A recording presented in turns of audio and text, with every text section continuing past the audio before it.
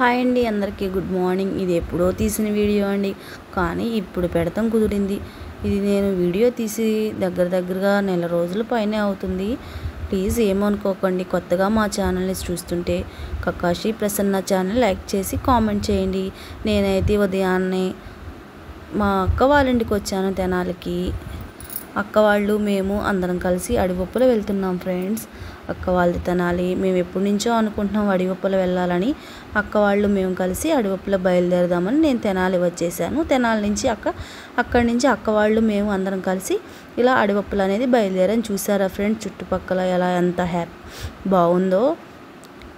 చెట్లు, పంట చేలు చాలా సూపర్గా, దూరంగా కొండలు ఎంత బాగున్నాయో అందంగా చూస్తుంటే చాలా బ్యూటిఫుల్గా కూడా ఉంది. నేను అడివప్పులు అనేది బయలుదేరాం ఫ్రెండ్. దగ్గరికి వచ్చేసాం, వెళ్తున్నాము. ఇదిగోండి ఫ్రెండ్స్, మేము అనేది ఆటో మాట్లాడుకుని వెళ్ళాం. ఆటో అనేది గుడి చుట్టూ తిరగాలిగా ఫ్రెండ్స్. గుడి చుట్టూ తిరుగుదామని వెళ్ళాం. అక్కడ ఏమనుకున్నా సరే జరిగిపోతూ ఉంటాయంట ఫ్రెండ్స్.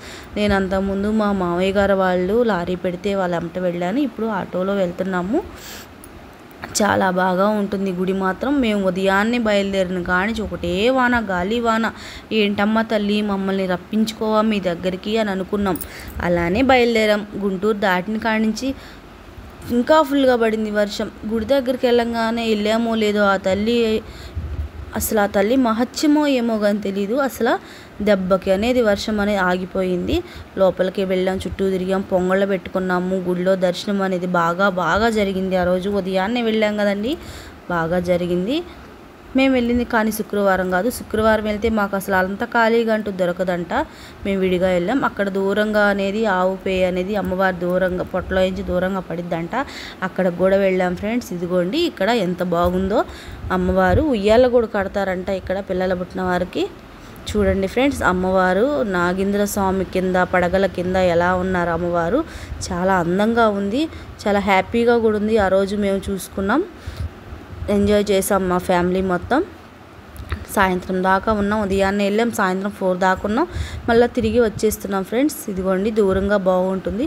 మేము అక్కడ అనేది కొంతసేపు హైవే అని చూద్దామని బాగుందని ఆగాము. చుట్టూ అటు ఇటు పంట చేలు, మధ్యలో హైవే ఫ్రెండ్స్.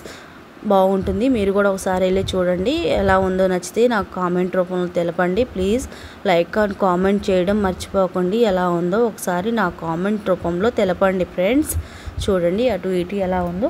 నా వీడియో కానీ మీకు నచ్చినట్లయితే ప్లీజ్ ఒక లైక్ అండ్ కామెంట్ చేసి సబ్స్క్రైబ్ చేసుకుని కొత్త వాళ్ళైతే లైక్ అండ్ కామెంట్ చేయండి ఫ్రెండ్స్.